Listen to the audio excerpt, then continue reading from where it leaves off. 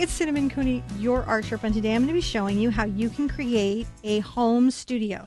This video is focused on the beginner's home studio, the first home studio that you will ever set up. It is part of a beginner acrylic painting course that I'm putting together. This is video number 2. If you'd like to find the rest of the videos, you can check the iCard or the playlist, and also our website, theartsherpa.com. So today I'm going to be breaking down how you can set up your very first home studio. To help me do that is my husband, John. Hello. He's going to make sure that all the cameras are pointed at all the right things and the edits are going really smoothly. We're going to be time stamping and chapter marking this video so you can find your spot again. Or if there's a subject or topic you want to just rewatch, it's going to be easy for you to locate. Everything in this is beginner focused. For new painters or returning painters or homeschool moms, if you're just like, I don't know where to begin, this is part of that journey. All right, let's come back and we're going to talk about the first essential questions you need when you're setting up a home studio. So you've decided you want to paint acrylic and you found this video, maybe you found other videos, and you're trying to figure out what it's going to take for you to start painting. And you don't know where to put your studio or what you should put in it. I've been answering questions online for several years now to beginning art students, and that has given me some insight into some things you guys need to know. So I'm going to help you fine-tune your own unique studio because, to be truthful, you might be living in a small urban apartment or out on a ranch-style home with a barn. You may have very different experiences or space requirements, so every beginner needs a slight tweak to that, but that's okay. I'm going to help you figure out what your specific unique studio is. First question I want to ask you is, where are you thinking of putting your home studio right now? At this minute, visualize that. Where had you been kind of thinking in your mind? So wherever you've been kind of imagining that you were going to do your studio, maybe it's in a she shed or a man cave, maybe it's in a dedicated room or a kitchen table or space next to the TV. Wherever it is, just go with where you've decided to do it and notice a couple of things. Is there a window nearby? If there's a window nearby, that's a really great asset for you because natural light is really good for a home studio. You're still going to have to do artificial light, so if you don't have a window, that's not a deal breaker because at night, where many of us paint, we still have to set up natural light, but it's good to look for that. And if you've got 2 spots where everything is equal, always pick the window. The other thing I'd like you to check for that beginners don't know to check for is where you're putting your easel or your table. Would that be near your air conditioning unit or heater or ceiling fan? The reason you have to watch out for your heater, your air conditioner, or ceiling fan is it's going to speed dry your paint, which makes painting acrylic really hard. Oh, yeah. Yeah. There's no time to blend if it's just going dry as a desert. So it's a good idea to be aware of where your temperature control is in your home since it can affect your experience as a painter. You're also going to want to look for a place to plug things in. Make sure that it's in a good space in your home for foot traffic. Like if you live with other people, are they going to have access to your studio? Are they going to be able to get to the things that you put out? Are your pets or your children or your partners or your friends? So be mindful of wherever you put that location, that it has to be something you can get to easily, that isn't disturbed by other people or pets, that you can sit down to and be happy, but also is aware that, you know, our homes are generally shared with other beings. Might not be, but often is. So it's good to be aware of that and put in safety where safety is required for that. Also be aware if you're plugging things in and you've got foot traffic in an area, try to put those cables somewhere safe. And try to plug into plugs that are, what was it you said, John, the other day? GFI. GFI plugs, because that'll keep your house from like blowing a fuse. Especially with the hairdryer, which if you've watched our show for a minute, you know has taken the power out in our studio many times. Many times. A couple. A few times. So you just want to kind of get those initial questions out, like, is this a good space for me? Who's going to be here? Is there a heater? Do I have a window? Is there a place to plug things in? And can I come here easily every day to paint? When we come back, we're going to talk about some more tuned in questions so you can decide, am I standing at the easel painter or am I sitting at the table painter? So one of the things to think about is that if you're going to do a big canvas, if you really have your heart set on painting larger canvases as you go along, you're going to really want a freestanding easel. because they hold bigger canvases better and in a more sturdy way. The other thing that you might want to think about on a freestanding easel is if you have any reason that you wouldn't want to sit for prolonged periods of time and you would want to be standing on a gel mat. So for any health conditions, if you are going to do freestanding easel, you do need to make sure that you have a side table. That side table needs to be big enough to hold a bucket of brushes, your water, and your palette of paint. It's also nice if it has some storage in it to kind of have your supplies in so that your studio is sort of abbreviated in space. It's not taking up space. Now, if you're very limited in space and you have decided that you are a standing easel person, you're going to be painting big. You're big. You're bigger than life. And you're going to be painting big and you're going to be painting all the time. This is not a hobby for you. This is a future. You have some options. There are easels that actually attach flat to the wall. John loves those. He thinks they're so cool. Yep. They look really cool, and they really save you space. In the years that I painted, I really like my H-frame best easel, but it's a big boy. Mm-hmm. He's a big boy. He's a good boy, but he's a big boy. And he takes up a lot of space. He holds a 4860 canvas, but that means that he's a very large easel.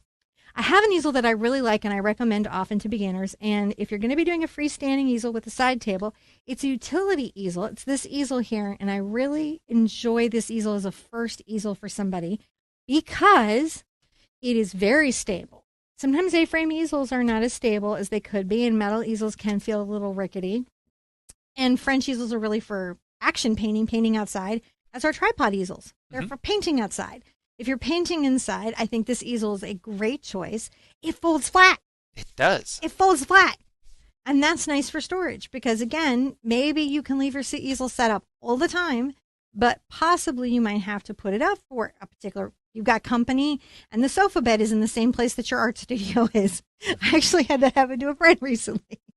So if you've got to be able to put stuff away, it does tend to fold up really flat. I like the under table for storage, and I like the fact that it's adjustable. So it's a really great kind of universal first easel, and it doesn't break the bank, right? Which is it's a great step in. And even though I have all the other easels, I always have one of these around. So even if you decide to invest in more expensive easels, you're probably always going to keep this baby. Now you're like, yeah, I don't want to paint a big canvas. And I don't want to take up that kind of space. And I kind of need to rest and I get fatigued easily. And I want to sit down when I paint. And I would like to do that at a table, right? You're going to be doing smaller canvases.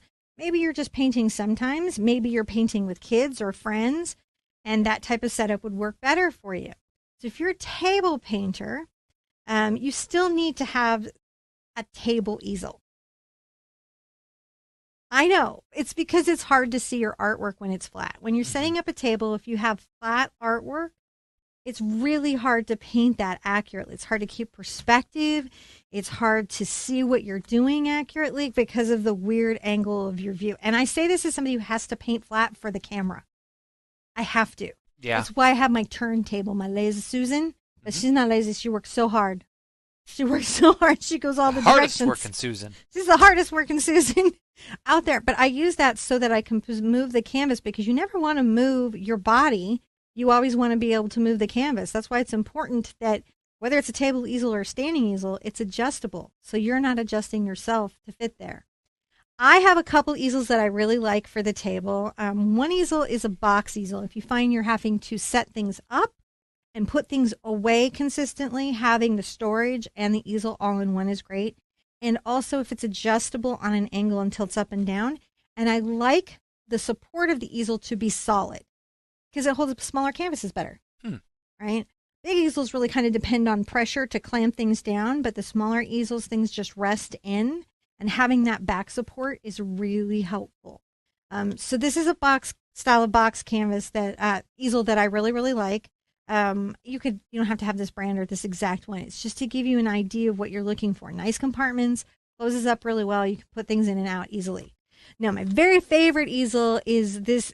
It's different names, but it's basically a kind of an A-frame easel that goes on the table and it has a solid back.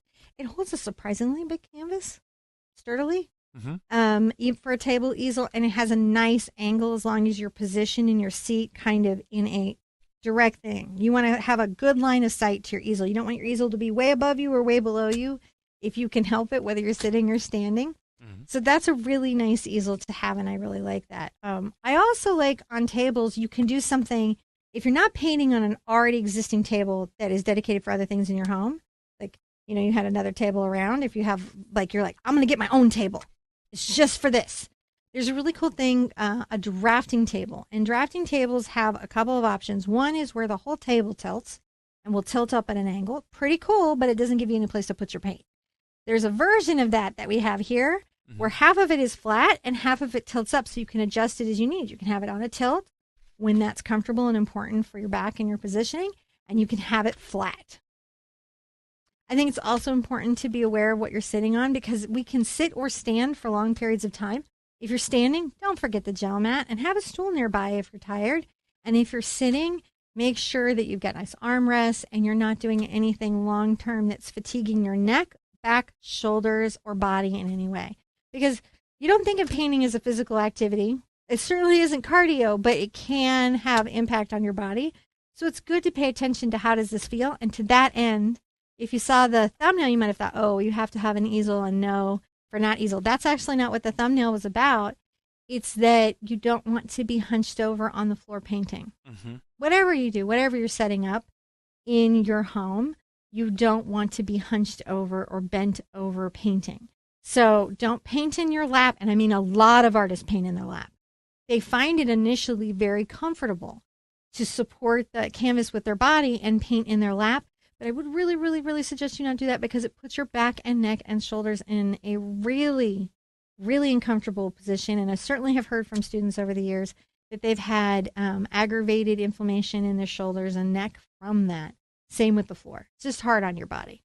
Yeah, I leave that to the littles. Hmm. When they're on the floor, Mama's gonna get a really good chair and a good seat because I need to feel good next week. So, and I think no matter what age you are, it is important to be aware of body positioning. So those are my thoughts on whether you want a table or standing easel. So I want to make sure in the home setup, I have a little segment on setting up if you have special needs, mobility needs, or any type of health recovery needs that might be interfering with your ability to paint. Over the years, I've had a lot of people who've had different challenges coming to their painting studio. One is that they are part-time or full-time in a wheelchair. Hmm. So their mobility is either fully or somewhat dependent on a wheelchair. Finding a way to paint with the easel because traditional easels put you where you've got to get to the side. I've seen some pictures. It's like kind of like a side, get in it weird kind of painting space. There are easels that are made specifically for you. And what's great about that is they make sure that you're in a really good painting position and can really address your storage and everything. Now, if you're looking for that, what you want to search is adaptive art supplies. Hmm. It's a term that you're searching for is adaptive art supplies. And if you go into almost any online vendor and you search that, they have a large collection of in-store, in-stock art supplies. Sometimes specialty boutique places have really amazing, innovative stuff, but they kind of go in and out of business. And that can be a little bit frustrating. So try the big art supply places first. If you are dealing with tremors or shakes, a lot of people paint, and for a variety of reasons, they have tremors or shakes. If you're painting on an easel, you're going to want to use a tool called a maul stick, which is going to help stabilize your arm. It's a stick with a ball of leather at the end of it. Hmm. You can also make one with a sock. I've done them with socks if you don't want to buy, but they're called a maul stick, MAHL. And watch me have spelled that wrong. We have I to think correct that's that right. in the edit. That's one thing that you've got to do. Another thing, if you're having shaking or tremor, and you're painting at a table, you're going to want a tool called a bridge, an artist bridge. Mm. It is exactly what it sounds. You have the canvas kind of flat.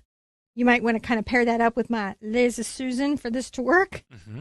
And it lets you rest your hand and stabilize your hand there. So if you're trying to do finer work and the tremor's interfering with that, those tools can really, really help you. There's also a lot of adaptive grip devices. So for any reason you're having trouble holding or gripping brushes, there are a lot of things that can help you hold and grip your brushes. And it's just important to know that there are resources out there. One of my very favorite resources is Disability Arts Online. Wow. I think they're really fantastic because they stay updated. They have a really good blog. They showcase artists and talk a lot about how they run their studios and how they set up their studios. So sometimes they have amazing tips from experience that are so innovative and you would really appreciate. They also have information on shows, and they have resources on things you can buy. It's a really cool. You got to bookmark that site. The other one, and this isn't really related to your studio, is Izzy Wheels. I love Izzy Wheels. I figure if you're an artist and you are part-time or full-time in a wheelchair, you're fabulous, because artists are colorful and they're fabulous. And if you haven't seen this website, I always like to shout them out. I just think they're fantastic, and they have so many choices, and they're so creative, and they're going to let you show your creativity inside and outside. And it's just really cool. So if you didn't know about it, I shared that with you. And those are my thoughts on that, just to know that there are, heck, there's a really cool easel if you're in bed and you have to paint from a laying down position. There's all sorts of cool easels. There is just amazing stuff out there. So just know that there is an entire set and cadre of tools to help you with any need that you might have. So at this stage, you might be wondering, well, where do I buy all these art supplies that you're talking about? I mean, I don't even know where I would get that. Ooh, shopping. Shopping. Okay, so the first thing, there's a thing in art called the list price. This is not the real price. Never believe the list price. I never, ever, if every retailer wants to strangle me right now, never pay list unless it's like, that's the only, I think I've done it like twice. And I did a Tom Lynch palette at list, but mostly I don't pay list. And that's because there's always sales and clearances going on. And we do all have budgets. Our budgets may be all different, but everybody has a budget. And the best way to get the most bang for your buck is the sale and clearance page. So there's many online art stores all over the world. Wherever you're living, there's probably an art store that provides supplies for you. And they have a clearance page, and it's really good to stock the clearance page. They do not always make it easy to find. It's really weird. They don't want you to know that stuff is like 40% off list. The thing to know about deep sales is some companies limit how much product can be put on sale on a public advertised way. So what you've got to do is go into your local art store. Because if they don't put it out in the circulator and it's not advertised, they might be able to have something 75% off. Maybe they're clearing it off the shelves. I see that all the time. And they're like, yeah, I'm over these brushes. We're not doing it anymore. And they're great brushes, and you go buy all the brushes. It's fantastic. There's also back to school sales. Jerry's Artorama puts their creative mark brushes on sale for like a $30 brush be $1. It's crazy. I don't know how long they're going to do that. Maybe when you're watching this video, that's no longer true. But my point is, it's true now, and you should definitely take advantage of it. And there's a lot of different retailers. There's the brush guys. There's online discounters that discount art supplies. So not going to pay list. That's not the real price. Your price is at least 15% off, hopefully 40, right? Using in-store and online resources to get a deal. And it's great to know if you have a local art store, please go. Please go. There's so many things for you there, not to mention a wealth of people who will help you and know about all the weird little products that are there. Yeah. It's pretty cool. You want to know your local art store well, and your online art store. Now, maybe you have not a local art store, and for shipping reasons, you don't really have an online art store that you particularly use. Well, there's local chain stores, right? So those would be like the Michaels and the Joannes, you know, that kind of like chain Aaron Brothers. There's a bunch of different like art stores that are many little stores around. The thing to know about, I'm going to use Michael's as an example because I'm very familiar with their line, is that, yeah, they have their wonderful supply in store, and they are ever expanding the fine art supply side of the store, and their coupons, the Michael's coupons, do work on all items in that store unless listed otherwise, right? So you can always use that Michael coupon to get your stuff on sale, but they also have a bunch of stuff online. And sometimes they have products online that they don't have in store. Like my brushes, my red handle brushes, they were online, but not in store. That's right. Because they're testing them. They test them to see if they want to put them in the store. It's a whole thing. But you can find a lot of really great, amazing fine art materials and use the coupons online, and you can do store pickup. So it's very, very convenient. So that's a really good thing to check. Don't forget there are weird places to find art supplies. Weird places. So one of the weird places is Tuesday morning, if you have that in your area. That's like a strange, it's like where stores kind of like discount all their last leftovers. It's like a high-end Big Lots, Mm-hmm. and they have art supplies. I've seen some really nice stuff in there. Not always. You never know what you're going to get, but you got to check it because you never know what you're going to see. No kidding. Yeah, I've seen like some nice name brand things in there. Ross. Sometimes. Sometimes. Target. Sometimes. Walmart has art supplies sometimes. So you just don't know where you might run into some art supplies. Oh my gosh, pawn shops. Oh yeah. You just It's be weird. be watching. Situationally aware. You never know when you're going to see $1,000 easel for $10. Situationally aware, because you just don't know what you're going to run into. The thing is, like, so say you're out and you see a garage sale. Right? It's a garage sale. Who can pass up a garage sale? I can't pass up a garage sale. Garage sales are great. And garage sales are an amazing place to get art books. Oh my gosh. To build up your art resource library. Also, you can find art supplies at garage sales. The thing to be careful of, the thing to be aware of, is that if brushes were used for oils, they cannot be used for acrylic. That wouldn't be something you would just organically know, but now you know. Right. So you have to be able to find out what medium the brushes were used for. But I have seen, multi-$100 art boxes and easels and old acrylic paint. And officially, acrylic paint only lasts like 7 years, or so. But I've run into some like old paint. Some of the companies have a lot of longevity agents in there, so you can actually get good paint. Yeah. You just never know. So keeping your eyes open, working the sales, finding out what's in your area. If you do something like Craigslist, just be careful. All the safeties, Facebook markets, all the safeties. Mm-hmm. But those places all have sales on art supplies. You can see it. The Etsy. Etsy doesn't just sell things that are beautifully handmade. Etsy also sells materials to make things by hand. Yeah. So sometimes there's really good deals there, and sometimes they have unique stuff. I get like really cool handmade watercolor supplies there. It's just really awesome. So check Etsy for unique things that you might really, really like. Like you want a fancy apron to cover up your clothes so your clothes don't get messy from the paint? Etsy!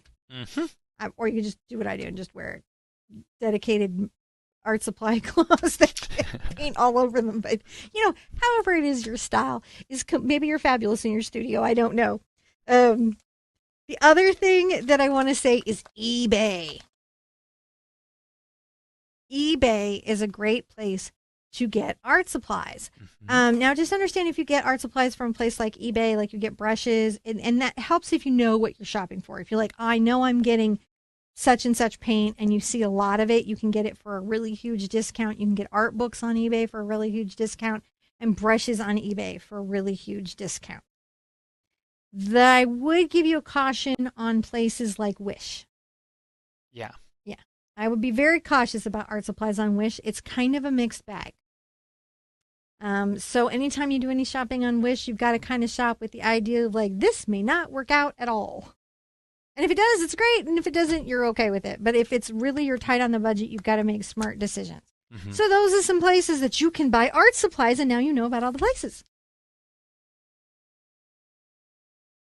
Now, I'm sure you might be feeling like this should go without saying, but believe it or not, you might not know this.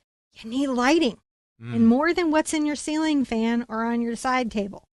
You need really specific lighting. If you have a great big window, fantastic. Natural light is the best. It helps you see color well.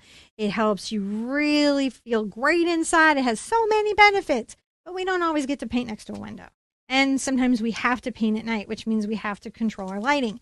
And that requires bringing in specific lighting. A little different than what's on your side table. There's cool and warm light. A little note on warm light. It's going to make you paint blue.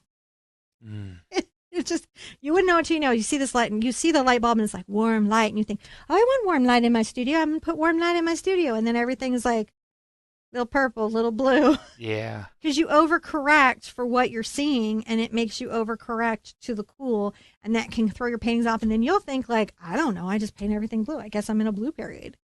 But you're not in a blue period. You just have a warm light. So you might want to make sure that you get natural light.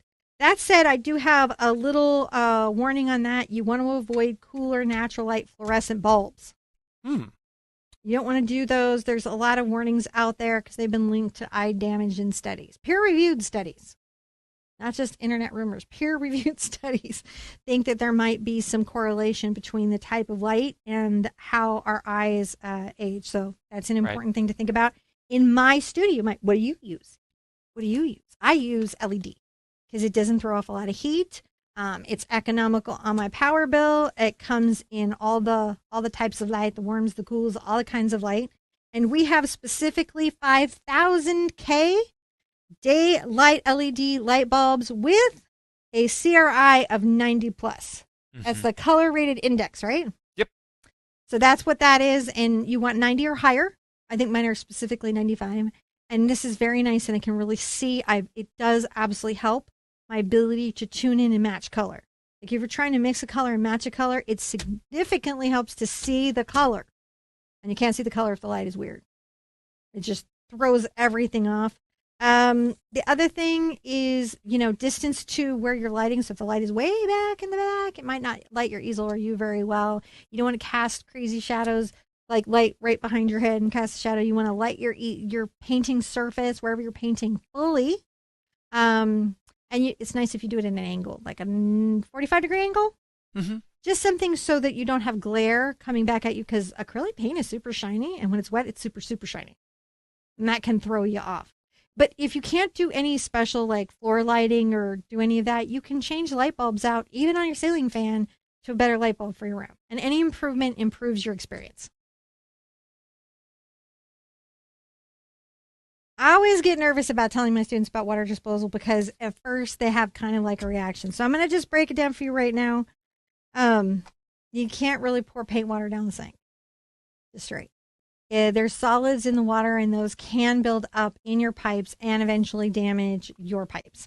Yes. Oftentimes, apartments or certain locations, certain parts of the world won't allow you to pour paint water down the sink like that at all. So what do you do with it? Because you have a lot of it. I've got some really actionable, reasonable, not too, like you don't have to have a whole chemistry set ways of disposing of your paint water better that you can probably sustainably do. One of the things that you can do is make sure that you allow your water cups to settle, because the solids will get to the bottom, right? When you go in there with the brush and you go swishy, swishy, swishy, that gets the solids to all go everywhere, right?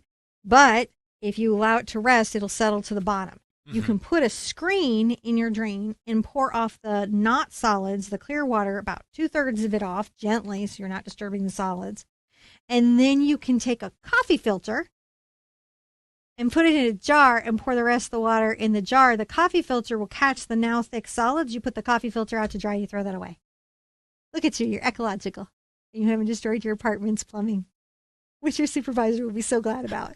Because that's a hard thing to explain. Why are the pipes pink? What? What were you saying?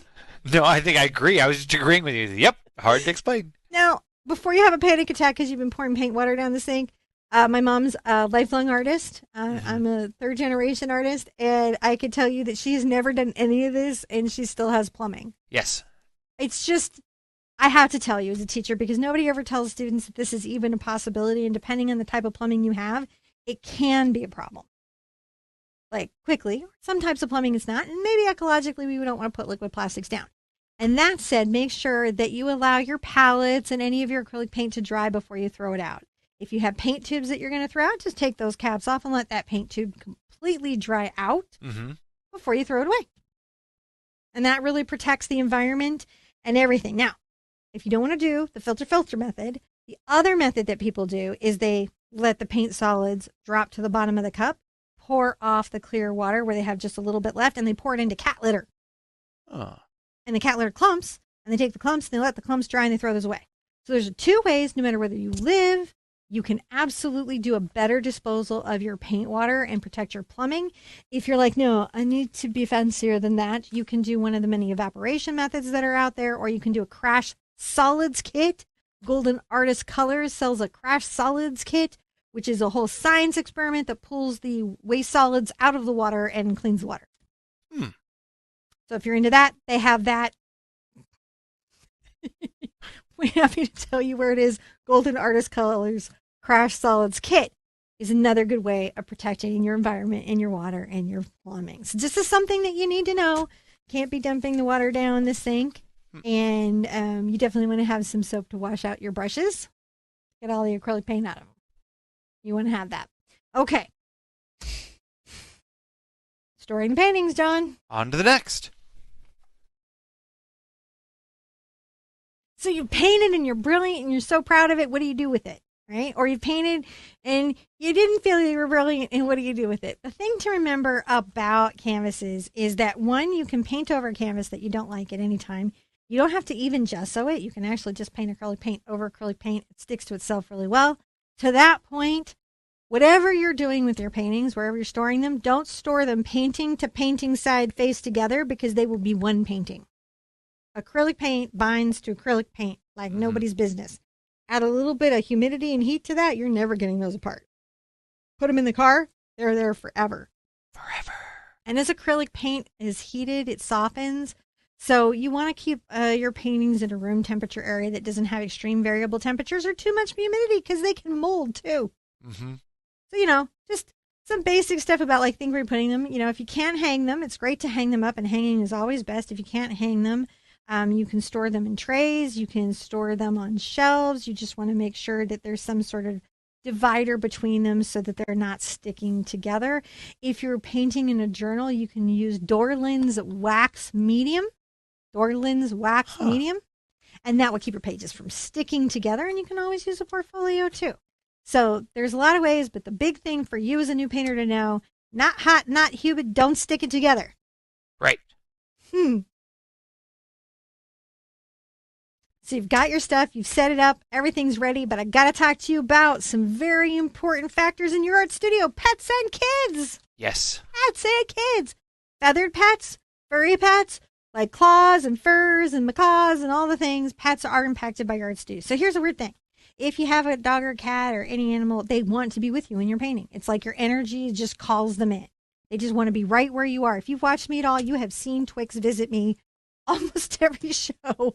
Even if you don't see me pick her up, she's there because she wants to be by me while I'm painting. She loves that energy.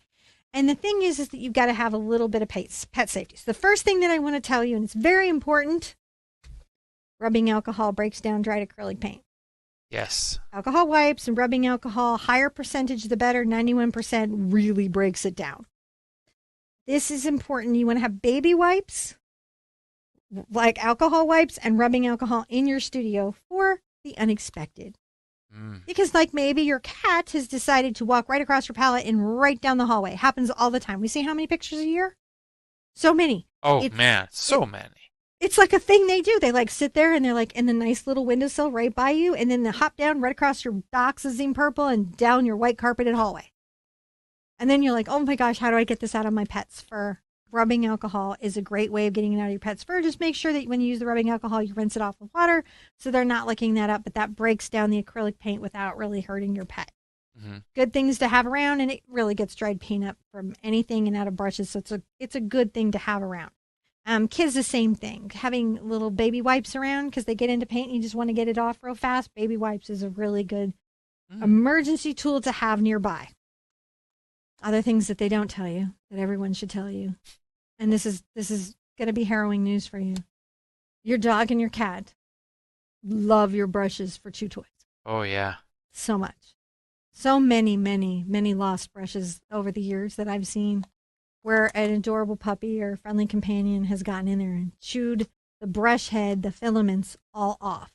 What we have found observationally, I haven't done a double-blind study of this. John and I haven't. John's allergic to cats, so we don't have a way of getting enough cats. We don't go. But I have a deep group there. with like 50,000 people on Facebook, and I see a lot of pictures. And one of the things I see a lot of pictures of is squirrel and hog brushes being destroyed by cats. Yep. What I love that. They think that you bought it just for them, not for painting. No, for them. So you do need to put maybe those brushes where your studio companion can't get to them, because they can be destructive to those. We found dogs will chew any of them, but dogs seem to like the Taklon, the synthetic. I think there's a smell in the plastic. Yeah, we talked about this with Star Wars figures. Yep. The vinyl. They love the smell of the old vinyl figures. I think there's a smell in the Taklon of the brushes too, or maybe it's just the paint. They love The to glue could be the glue. something calls them in, and it doesn't matter what you spent on the brush. Could be $1, could be $100. It's gonna get chewed. Oh, and they like the wood too. It's a crunchy, crunchy thing. So, just be aware that those things might unexpectedly attract your pet. Your pet can drink a little bit of paint water and probably be okay. Mm-hmm. Don't panic completely. If your pet opens up a tube of paint, eats a tube of paint, it's probably time to take them to the vet. If you're wondering, should I go to the vet if my cat ate a tube of paint? Probably. They're probably going to be okay, but go Probably to the vet good, anyways. Yeah. The paint makers don't want to hurt anybody, but just go to the vet anyways. Yeah. Because they ate a tube of paint. There's stuff going on there. You got a lot to ferret out. Maybe your ferret ate a tube of paint. Ferrets also get into stuff in the art studio. And if you have birds, remember that VOCs, that's volatile chemicals, right? They get up in the air, are in varnish and certain art materials as you go further down the line, and they can really affect your feathered friends. Mm-hmm. Just like hairspray or anything else. So things to think about. And finally, if you're a pregnant mama, can you paint when you're pregnant? Yes, you can. You can paint when you're pregnant. Don't eat any of the paint. You're on the same rules as the pets. And don't varnish anything. Don't varnish. Don't do anything that sprays out of a can, aerosolize. But if you're just doing student paint on canvases with brushes, you're fine, and you can paint the entire time you're pregnant. Mm-hmm. Just take care of your body and your health and hydrate. But don't drink the paint water. Don't drink paint water. Just don't drink paint water. This is not good for you. All right, Let's go on to the next thing. I'm going to tell you about what materials you might want to put in a first-time studio. Now you've built your nest, and you've made it beautiful. Maybe you've added artwork, you've created ambiance, you've got all the types of tools that you think you're going to like, you've got storage, you're ready to buy stuff and put it away. What do you have to have? And I'm going to tell you the minimum that you have to have in your painting studio to get painting. Well, you've got to have acrylic paint. Now, I want you, if you don't know anything about acrylic paint, to watch my acrylic paint video that's coming up. I want you to watch that because it's going to explain a lot of stuff to you as a beginner and make your life a lot easier about what to choose and how to choose it. Mm-hmm. But in the short business, whatever type of acrylic paint that you get, you're going to need to have at least a red, a yellow, a blue, a white, and a black. At least those, and probably more colors than that. But if you're painting with me for this beginner acrylic painting course, you only need those primaries, and they'll be usable in other painting projects. The thing is, guys, is that if you've never painted before and you're trying to figure out what paint do you need, and I get written this all the time, what colors do I need? Well, I have a painting palette. A palette is my specific choice of colors that I like to use every painting. Mm-hmm. I have a very unique palette. Every artist has a unique palette. We all have kind of tuned in palettes, and there are some colors that we kind of tend to use, but we all have very tuned in palettes.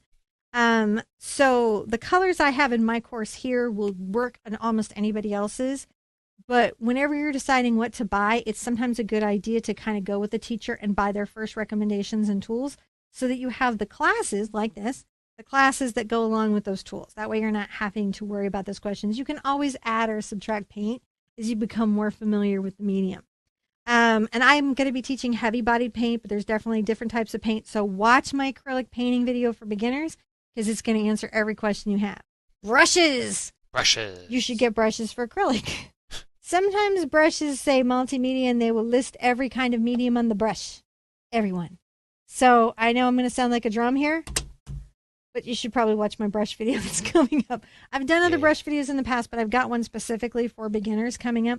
In my course, I'm recommending that you guys have short-handled brushes if you're sitting at a table, long-handled brushes if you're standing at an easel, and a fan brush, a round brush, an angle brush, and a 1-inch bright. If you'd like to know more about what all that is, definitely watch the brush video. And I'm going to tell you right now, brushes are like tribbles. There's more. Mm-hmm. You just get more. There's so many wonderful brushes, and I have so many brushes everywhere. Someday I should do a brush de-stash of so many brushes. But you have to have some basic brushes to get painting. You need a surface to paint on. I have, guess what, John? What's that? I feel like a broken record. I have an upcoming video on surfaces to paint on that you should watch if you're part of the beginner acrylic painting course. But basically, you need something to paint on. Be it canvas, acrylic paper, right? Yeah. Artboards, you have to have something to paint on. Masonite that you prepped, you need something to paint on because that's how you're going to do the project. Here's some things that you also need. Well, we mentioned the baby wipes and the rubbing alcohol. Don't do an art studio. Like, do the baby wipes and the rubbing alcohol. Also, get some paper towels and paint rags. Oh, yeah. Paint rags are really good. If you're fussy about your clothes, you're going to want clothes for painting, right? Or an apron to protect them. Cups of water, because acrylic is thinned with water. When we go through the acrylic video, I'll explain that to you more. You'll hear a bunch of weird conflicting information about this. But even Golden Artist Colors acknowledges that acrylic is meant to be thinned with water. SunLA acknowledges that acrylic is meant to be thinned with water. Mm-hmm. So you need something to put that in if you're going to use a solo cup. All right? Yes. You're looking around. What am I going to use? I don't want to use my good glasses. Oh, the solo cup from the last party. Double up the solo cup. 2 solo cup. Double together, cup. Double cup. And those are going to live like that. They're going to become 1 cup in your life. And don't overfill. Maybe just a little over half. That'll prevent accidental spilling when you're first learning how to kind of manage all your art materials. You're going to have a spill, but this will keep it down less. And it will also help you from not getting the weird drippy drip that hides on your brush and comes down and destroys your painting. It's a little sneak attack. Water droplet sneaks down your brush if your water is too deep. So just a weird thing. You don't know that's what the towel's for. Help you wipe off the brush. If you want to know more about that, you gotta watch the videos. Soap for your brushes. Acrylic paint needs to be washed out of your brushes or it will ruin them. Do not let the paint dry on your brushes. And to that end, you need soap. I make a soap that's a pretty wonderful fancy art brush soap. But listen, you can use Dawn. You just need to clean them after every painting session with warm water and soap. And, wipe off the paint on the towel and do all the things we talked about with the drain. Mm-hmm. Mr. Bottle. Because if you don't run a humidifier or you have any weird conditions going on, you may need to mist your paint to slow down drying. You need a paint palette. Now, yes. Okay, so here's one of those words. Okay, so is it a palette of colors or is it a paint palette? Guess what? It's the same thing, and there's a palette knife. But in this case, so there's the palette. That's the colors that we choose. This time we have primary colors, white and black. That's our palette. But we also need something to put the paint on. That is also our palette. It's one of those words. I use a Stay Wet Masterson palette. It's kind of a complicated setup. And it may be for so what it does is it keeps my paint moist and lets me store it over days. And if you need to keep your paint safe and store it over days, this is a really good tool for that. They do give instructions on how to use it. The only thing I do, I make sure that I boil my water when I pour it over my papers. But that is an option for you and can let your paint go longer. I have a video where I took a cake plate, the cake tray, and made an emergency Stay Wet palette with it, and my kids are in it. It's super cute. You can watch it. That's kind of like the budget version of that. But you can also just get a paper plate or a palette where the paper peels. Yeah, it's disposable, not glass from a frame. Not glass from a picture frame. Not ever. I don't care how many tips you've seen on that. I'm going to make a video on tips that can kill you or hurt you, and this is one of them. Picture frame glass is not tempered. It's not safe. It's not meant to be moved or jarred or done anything weird with, and it can shatter unexpectedly on you, even if you tape it and put a weird piece of cardboard on it. It's just, that's not the palette. If you just do anything else, don't torture paint, no glass frame palette. It's a very popular trend, and, sometimes things are on the internet that are not true. I don't know if anybody told you that. Sometimes tips are not true. They're not true at all. It's so disappointing. Not everything on the internet is true. Right. And if it seems too good to be true, sometimes it is. Sometimes it is. White glue is not gesso. Sometimes it is not a good tip. So that is true. Craft sponge. I like to have one around because it makes cool things. I think they're good. They're you can package them for $1. Yeah. Craft sponges. If you can't get one of those, a cellulose sponge without the scrubby. Yep. There's a lot of cool dry brushing and cool techniques and everything, and I'm going to be using it during this. So that's the basic stuff you need to set up a studio, guys. Wow. That covers quite a bit. All right. So let's talk about what you're going to do next. Well, now you know how to set up, hopefully for yourself, the unique artist, the special, unique person that you are with your unique circumstances, an art studio that will fit you best. I would love it if you were joining me for my full beginner acrylic painting course. This is part of many, many videos to help beginners really succeed at their first paintings. There is an intro before this, and there's videos coming up. So the next thing that you could do is hit the subscribe button and hit the like button and remind button on the upcoming live video. If you're here on replay, you can go by the website and find the complete program on my website, www.theartsherpa.com, on the Start Here button. It's all curated so you can find everything again. Everything is going to remain up after these live streams. If during the live your question wasn't answered, or if you're watching on the replay because these videos aren't on when you're awake, which happens, like in Australia, I've been informed that these are on at 3 a.m. It's not a painting time for me. I totally get how you guys are feeling about that. So you're watching it on replay. Hi, Australia. You can leave a question in the comments and we will make sure to get to it. If you need something else, also question or anything, support@theartsherpa.com. Because at the end of the day, I'm an art teacher, so I'm here to answer questions. And sometimes we don't. And to that end, if you're here for the live show, we're going to go over to Facebook and do a live Q&A. So if I didn't answer a specific question that you have about a home studio, you can come over there and ask me in a very informal live where I'm very groovy over there. You are very groovy over there.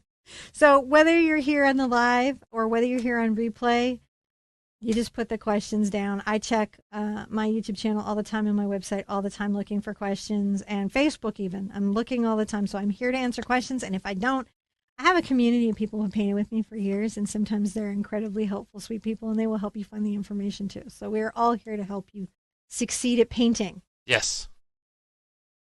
I want to see their art studios. Share with me online, guys. Share with them. Share your art studios. This is the thing I would love you to do. If you're taking this program with me, or whether you're just doing this video, I would love you to come to Facebook or Twitter or Instagram or any of the places that you share stuff and share with me your home painting studios, because I love to see how you guys each set them up. And maybe your companions, if you have studio companions. We love Sherpas and Sherclaws. We love them so much. We really do. All right. If you're here for the live, meet you over Facebook. Other than that, be good to yourself, be good to each other. And I want to see you at an easel, standing, or table really soon. Bye-bye.